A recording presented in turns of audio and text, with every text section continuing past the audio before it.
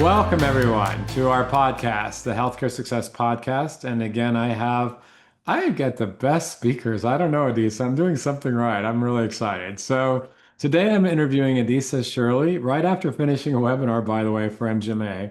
So that went well, and I'm in a good mood. And Edisa is going to be a lot of fun. I just know it based on our prep call. And she's got some terrific insights. So, first of all, Edisa, I'd like to welcome you. Welcome to our podcast. Thank you so much, Stewart. It's my pleasure being here. Great. So, Edisa, the first thing I want to ask you is because I always find it's good for the guests to share their background just a little bit so the audience has an idea of like, what am I even listening to? Let's set the context. So, give me a little about your background first, and then I'll take you from there. Awesome. Well, so I started my career as a licensed mental health therapist, working directly with patients. And then over time, I realized that the challenges that providers face go far beyond the therapy room. So it wasn't just about the burnout, it became about broken workflows, credentialing delay, billing headaches. So thinking through how can I impact the most people at once. So I went on to into leadership, and then later on, kind of pulled me more into the strategy roles. Went back into getting my doctorate in industrial and organizational psychology, focusing my research on leadership, healthcare, how it impacts providers' well-being, patient outcomes, and that kind of really shaped my perspective. If you fix leadership operation, you kind of fix a lot of different things. So went from being a clinician, being a leader, executive, and now I am more in a strategic role.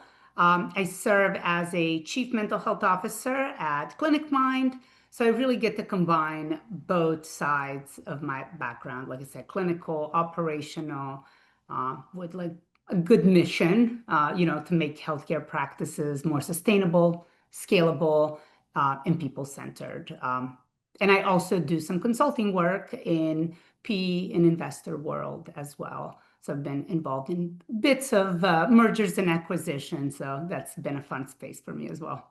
That's good. It's funny, having done this for so many years, I find some people just naturally gravitate towards, the clinical side, the business side. It's all a playground. And I work with so many different private equity businesses, and mental health is a category today that is just exploding with the advent of telehealth, new technologies, the sort of stereotypical, Woody Allen model of some guy with patches on his tweed jacket doing Freudian psychotherapy is just not really what things are doing today.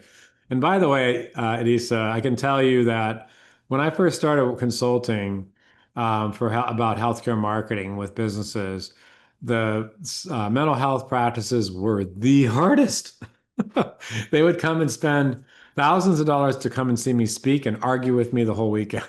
So it's come a long way, baby, let me tell you.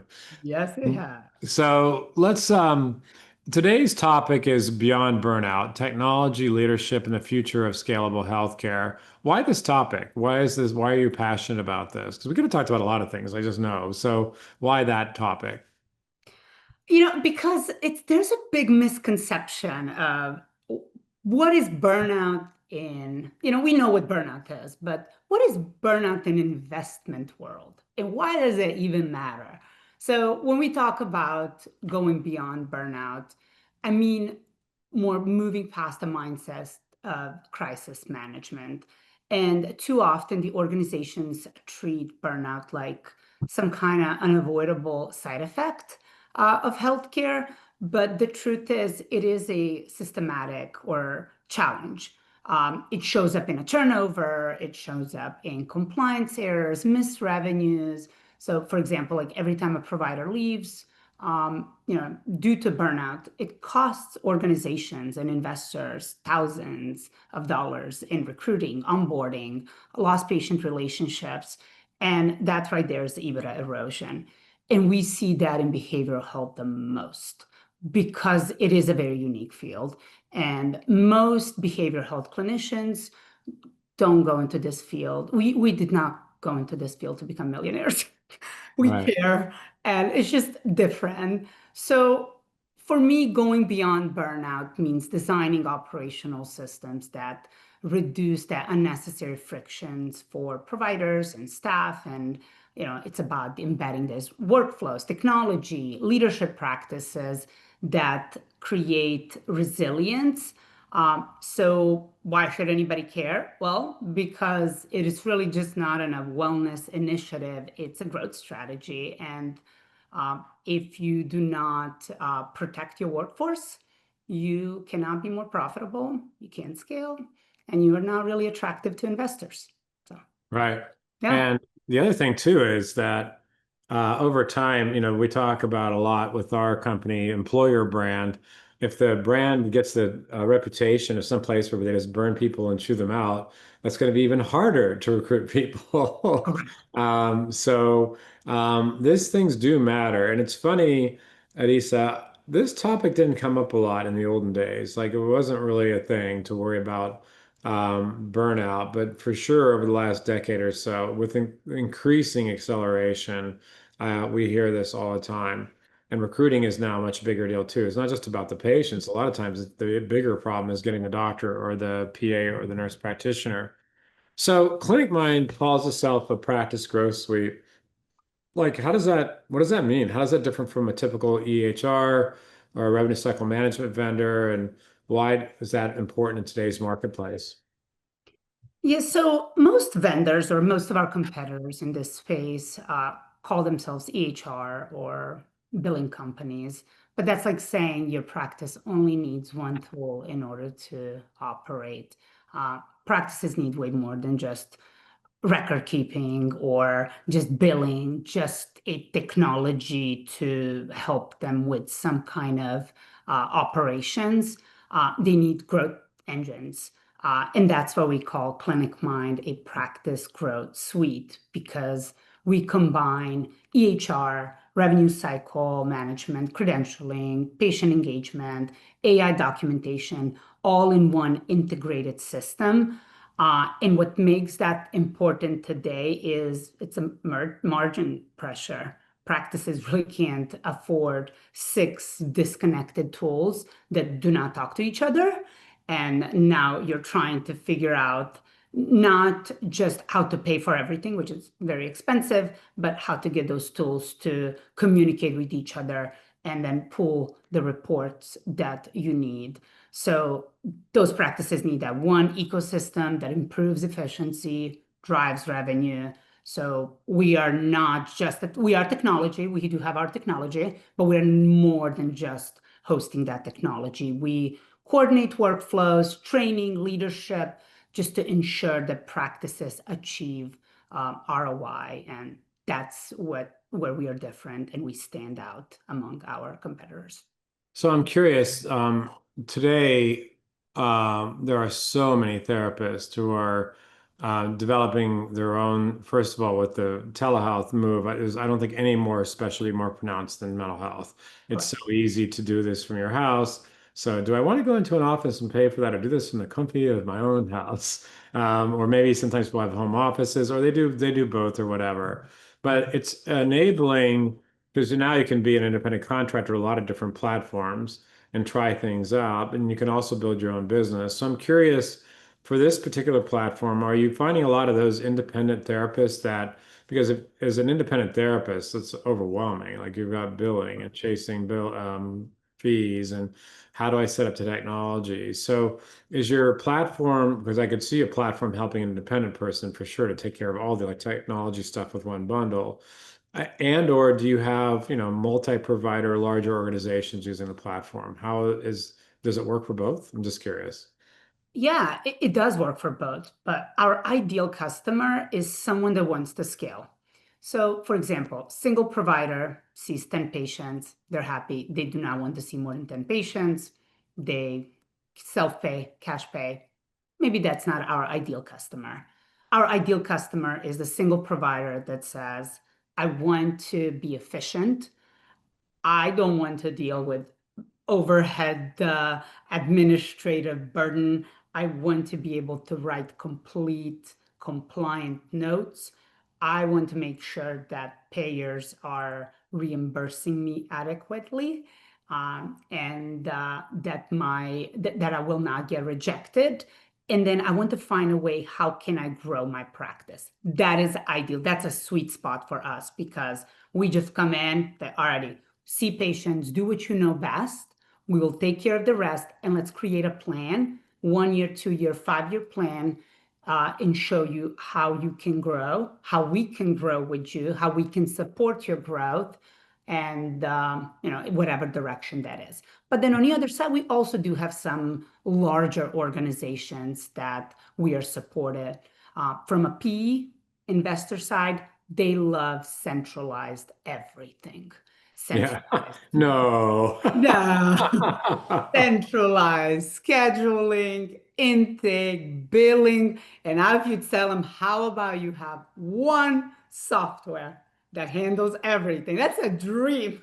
Like, oh, we can just get one platform and get everything. So we're a dream for PE companies. Yeah, that's for sure. And the interoperability of that is such a Yeah. big deal. And in the marketing side with our business, we have so many tech stacks that all have to communicate together, and it's exceedingly complex. And so I think I could see why the PE companies would like that. They're always about scale anyway. So let's Mhm. talk about some of the most common operational gaps that can hurt a practice's growth and how, like, should they, people address them. So when I sit down with practices, there are usually three pain points that always rise to the surface. First one, credentialing. Credentialing delays, and this happens even before the provider even starts. Uh, Provider can't start. There's a waiting list. We have a provider, we found a provider, offered them a job, and now they can't start until credentialing goes through. That's usually pain point number one. Second one is front desk and intake workflows that frustrate patients, cause leakage, demand. There's a lot more demand than supply. We know that, especially in behavioral health. So there are long waiting lists. There's a lot of patients that are trying to get care. So trying to navigate who needs to be seen first, how often, for how much time, that's all part of that workflow, how they schedule those appointments. Should they have a link? Should they call the practice? Practice phones are ringing a lot. So there's a lot of workflow adjustments that need to be done there. And then the last one would be billing inefficiency, denials, delays, and those are the ones that hurt the cash flow the most. So the good news is none of that is unresolvable. With the right tools, processes, you can, like I mentioned, PE companies love standardizing, credentialing, automating things, automating intakes, but then also, utilizing dashboards to see where the money is stuck. So when you fix those fundamentals, practices usually see growth like immediately, 15-20% more in revenue just by addressing those three pain points. So it's funny. We haven't talked about this in the prep. The number one thing that we see that is a disaster for businesses from the marketing standpoint is that intake. It's just, Mhm. it's the Yeah. decades I've hated this problem. People try to make an appointment and they can't. And the expectations today are that much higher. And so, today, I just literally got done with a webinar, as I said a moment ago. And I talked about, people feel like, wait, I can book an appointment on Open Table. Why can't I just book an appointment with you? And that's getting better. I mean, it would be a joke a few years ago. People were like, I'm not giving them access to my calendar. It's like, what do patients want? To be able to communicate with their therapist and to be able to get an appointment. What do the therapists not want to do? Give them talk to them by email and give them access to an appointment. So that's changing for sure. But Yeah. today, too, you have, online scheduling, you have phone calls, you have form fills and requests. You could have SMS. And then also with the mental health, you have the chemistry part. And Mhm. how do you scale that? And do you have an intermediary that qualifies the patient, or do you just go straight to the therapist? Like, there's a lot there, and the Mhm. difference in results is night and day. It's like, 80, 90% swings I've seen between poorly done and well done. Any additional comments on that part of it? Because that is just, it's getting better, but it's gone from terrible to just not quite as terrible. It's Yeah, I still a agree. I problem. absolutely agree. And then just to add to that, you're also dealing with very sensitive population. Right. They're not calling just to hang out. They're usually calling because they're struggling with anxiety, depression, or something. So that makes it even more challenging if they call and they cannot get a hold of a practice. Uh, Yep. what's the next step, right? So, and The it's next step is something to the call right somebody path. else. Yeah, correct. They're going to call someone else and they might not pick up. So how do we provide them the easiest way to get a hold of us, right? Some we also know that some don't like to talk on the phone. And to mention, like, I know you said something about open table. There's a whole new generation that does not know how to use a cell phone. Yeah, for They sure. do know how to use it. They don't. Yeah. If it Yeah. can't be texted and if it can't be done online, they don't pick up a phone and call. So they like to have scheduling tools in an app or online where they can go on at least to request an appointment or go through someone's availability and pick a date that works best for them. But then also the modality of a visit, telehealth or in person, balancing those as well. And you have mentioned behavioral health. Telehealth is exploding in behavioral health. It's about 70, 80% of our patients are seen via telehealth, which it's not ideal for all of the patients to be seen telehealth, but the way I see it, telehealth is better than no care. Yeah, for sure. And I got to tell you a personal story. We have a therapist enhancing family here. So my wife and my kids all openly, I'm not hiding anything here, see therapists. And they're like, Daddy, you have to do a therapist. I'm like, "Rah, rah, rah." And it's always the man who's last, right? Always. And so I finally said, okay, I'll try this because I am under a lot of stress of being a CEO of a company. Yeah. And so I went through our insurance, and the first person I had literally the worst profile. Like this is the kind of thing I would show up at a seminar, like, don't do this. It's like this person doesn't look warm, relatable, anything. But I'm like, okay, fine. My kids are talking me into this. I'll do it. And then thank God she canceled because she was overbooked or something. Like, yes, I'm out of jail free. And then what happened is somebody else referred me to somebody else, and I really mean to get back to them, but I just haven't done it. So it's like if you miss that critical moment, it's over. Like it goes back to zero. It's like instead of calling somebody else, I just didn't call anybody. And so it's like, and my kids will still argue, Daddy, you really need to handle this stress better. And it's not like I'm against it. It's just isn't top of mind, right? And like I said, it's not like we don't believe in this. I have a whole therapy budget going on with our family. Um, so let's talk about the staffing and compliance issues. I think staffing is really intriguing just because of, there's competition for therapists right now, and then the Mhm. compliance part too. So just some quick thoughts on those two things as well. Yes, absolutely. So staffing, as I've mentioned already, demand is higher than supply, and we do not have enough people to take care of the population that needs mental health services. So we're having to be very innovative on how to handle that. Efficiency is becoming very important. How do we see the most patients within the time frame? What needs to be removed, right? A lot of clinicians are doing a lot of paperwork throughout the day. I don't think that's a secret. Why not utilize those clinicians to do what they're meant to do, to see patients, right? How do we remove that administrative burden off of them so we can get more people in? One way to solve the staffing issue. On the other side, compliance, right? How to run compliant practices, how to make sure, as we know, behavioral health, very regulated, and we are still going through a lot of changes from a regulatory perspective, and we're fighting our battles. when it comes to what are they reimbursing, how often they're reimbursing. We still have in psychotherapy where they're reimbursing based on how long the session is, the time of the session versus complexity. Like if you've seen a therapist, they see you for 53 minutes. Doesn't matter if you need it for 53 minutes or not, because 90837 reimburses 53 minutes. And that is very different than in any other field. You don't pay for a surgery based on how long the surgery was, but based on what the complexity of the surgery was. So there's still a lot of work to be done on a compliance side, but from an operator or investor side, it's something that we need to constantly keep on top of our priority list.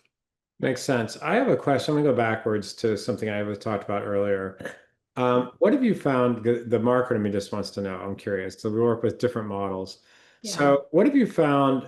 What is the best solution you guys have seen best practices for the chemistry problem? Because, as I just mentioned, fun fact, like obviously a bad provider photo does not mean this person's a bad provider, but it's not a good start. And like beyond the photo part, but the actual what is works better? Is it better to have the therapist do the initial call? Is it good to have a screener? Does it depend on the size of the business? And then also, like it's a tricky thing working with therapists to like, we're not giving away free therapy, but you have to develop rapport. Like any hints for the people that are trying to figure out how to do that, because it's really important. Like that human element matters a lot. It matters everywhere, even surgery, but it really, really matters here. That you have to feel like you can get along with this person. And some people are better at that than others in the real world. So I'm just curious Yeah. what thoughts are. Yeah. So first on a screener part, ideally, yes, the practices would speak with a potential client, with a patient, for about 15-20 minutes, just do more like a discovery call, right? Who is the patient? What are they looking for? What are they like? What are their interests? And try to match them with a correct provider, right? It's not ideal. It's not 100%. You do your best. Like if someone shares, well, I am of Asian ethnicity, I would prefer someone of the same ethnicity, or someone that's possibly an immigrant, or someone that may understand some of the struggles that I'm having, then you do your best to match. So we have done that before as part of the intake process, but it's not 100%. When in a first session, when a patient comes sees a therapist, I have always said that in my first session when I used to see patients, do not be scared to fire your therapist. It's okay. It's okay after first session to say, I don't think this is a fit. This is not a personal, this is not personal towards a therapist, but there has to be a good chemistry. There has to be a good fit. And communicating that in a first session where they understand you're not locked with me. This is not it. If you don't feel this is a good fit, it is okay to seek another therapist. So I have always said that in the sessions as a therapist, I've had some that message me say, "Hey, I don't think this is a fit," and the others that are fine. So it happens, but I think chemistry is important. And if you do not have that chemistry with your therapist, you will not open up, and then the therapy will, after all, not really help you. So it's really interesting. I love that just because if you give permission to say no, it also gives them permission to say yes, because then they're focused on is this a fit versus stressing out, wondering what you're going to say. Right. And It's not personal. yeah, yeah, for sure. Let's go back to the scaling part for the PE-based platforms. Where do you see the fastest wins in improving? We're going to switch a little bit and get more businessy here. Yeah. Um, to improving the EBITDA through tech, leadership, alignment, those kinds of things. Or and even not necessarily only PE-based platforms. If you've got a group that's trying to get bigger, these things all matter to everybody. So what are some of the things you think matter? Yeah, so for both, no matter if it's PVAC or not, the fastest wins always come from centralizing revenue cycle, credentialing. So if a new provider takes 120 days to get credentialed instead of 60 days, for example, that is a lost revenue. So standardizing credentialing, impair contracting, across locations creates immediate lift.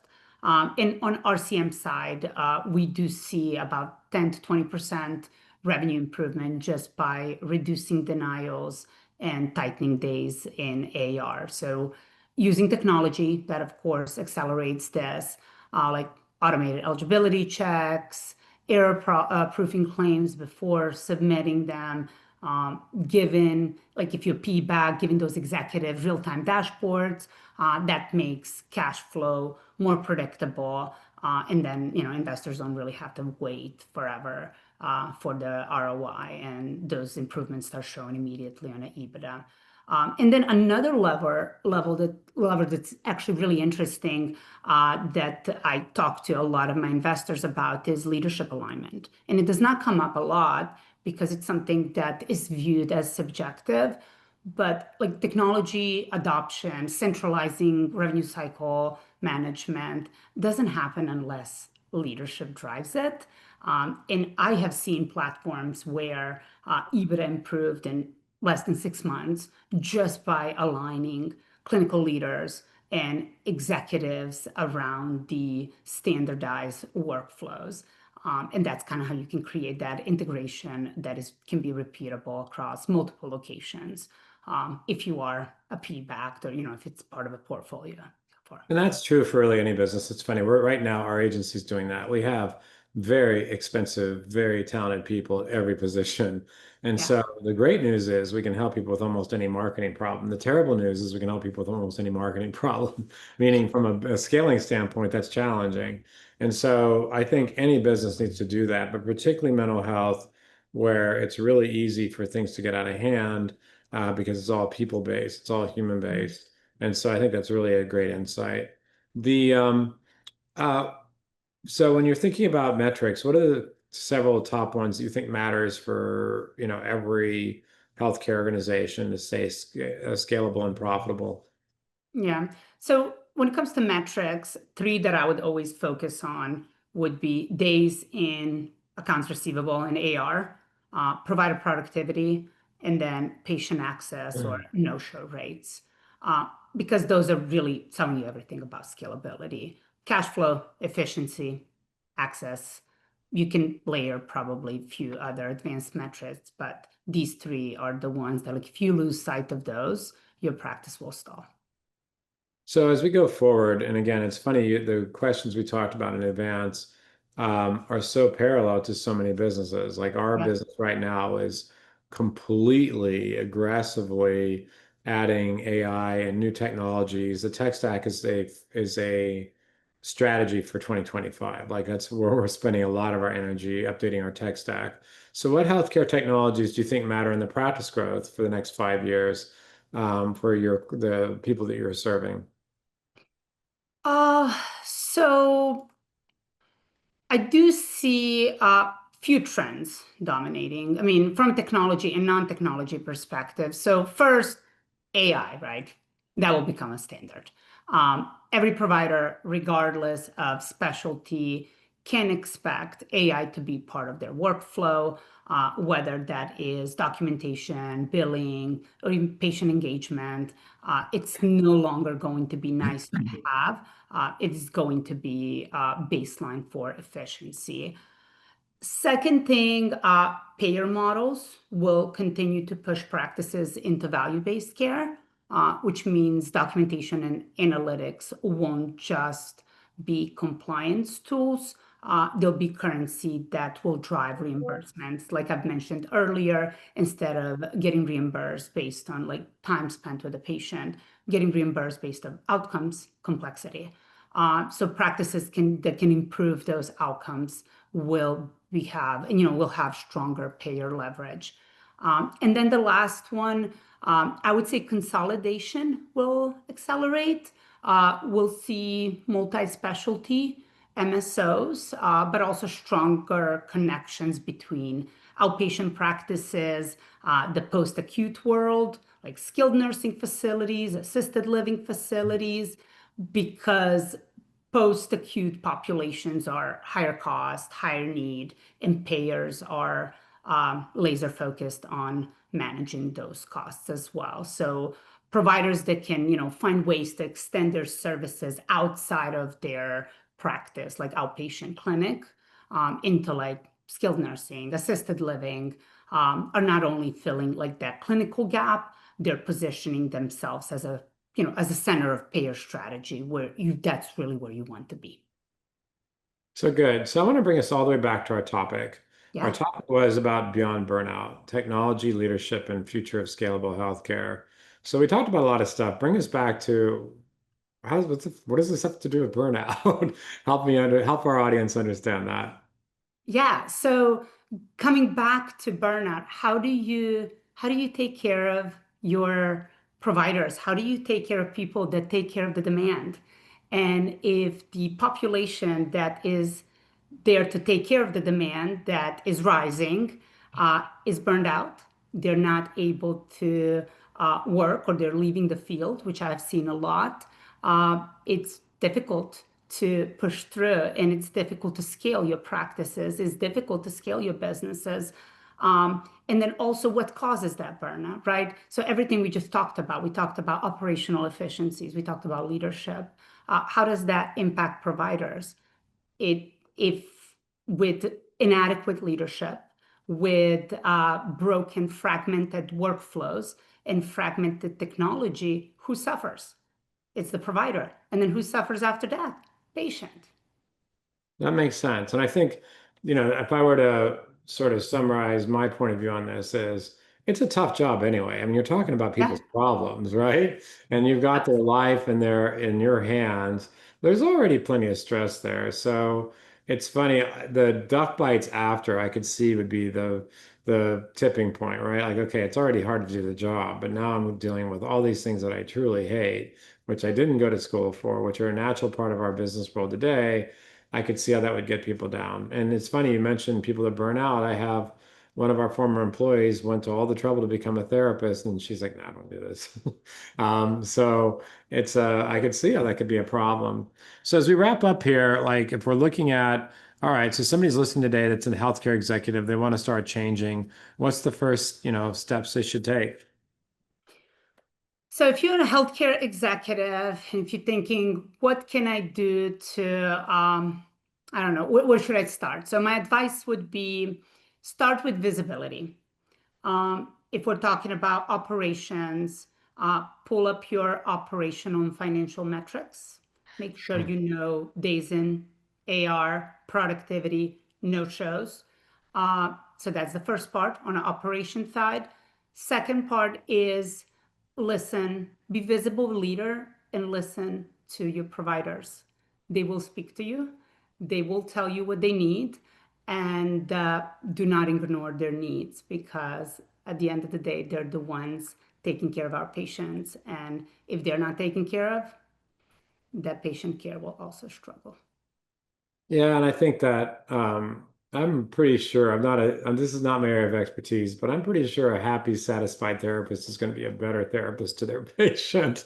I mean, that goes for any field, especially in behavioral health, right? Because it's such a unique field. And I can tell you from the time when I was seeing patients, 5 patients per day, just like 5 hours of seeing patients, that is emotionally exhausting. Imagine you're listening about people's issues, concerns, deepest secrets. So imagine all of that coming your way and Yeah. bringing you down naturally brings you down. There's no way you can completely shut off your emotions and then after that not being treated well at work or having to spend 3 4 hours in documentation, it becomes a lot.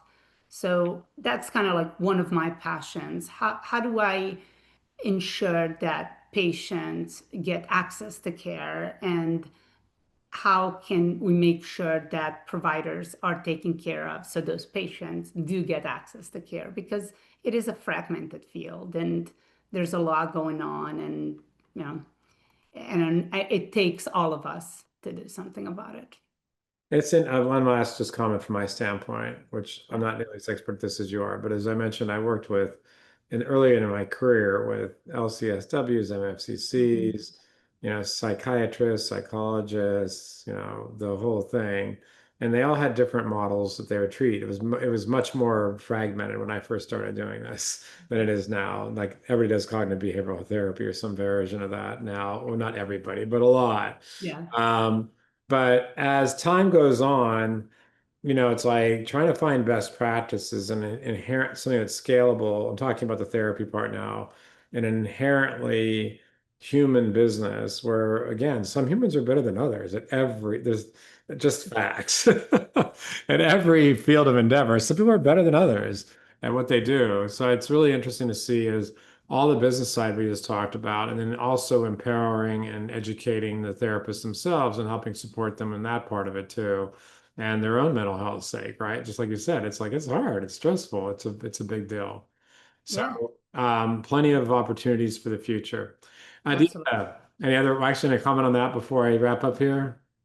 No, no, you're absolutely right. I mean, the field has come a long way in the last 10 years, which have been great to see, but we still have a lot more work to do. And also how, like from a recruitment perspective, I know you're in marketing, how to convince others that this is the field that they should go into. Oh, it's such a Yeah. huge issue. We're working right now with a multi-location provider in the Midwest, large, a really respected Mhm. one. And recruiting is one of their biggest issues. And we've worked with telehealth providers who live and die on patients because if they can't get patients for the providers quit. So it's a vicious cycle. They need money to spend money to get patients, but they don't get patients, then the providers quit and it's such a open marketplace right now. We really should have talked about that a little more, but like it's such an open marketplace. Retention is hard, right? Getting them is one thing, but keeping them is another. And even if they're Correct. happy, if you don't have patience for them. So for us, I didn't even mention this to you at the beginning, but we work with straight mental health, troubled teens, anorexia, autism, ABA, alcohol, drug, or substance abuse, SUD, substance use disorder. We're heavy in mental health and Yeah. recruiting, like especially like in things like ABA is really hard. And so there's variations. This is much more nuanced than we talked about today because there's each of those Yeah. like, sort of specialties are different. And there's just a lot there. So anyway, Edisa, I knew I'd have fun today. Hopefully you had fun today too, and I'm sure our audience did. Thank you for joining us today. I did. Thank you so much for having me. I'm sure we're going to do this again. Yeah, good deal.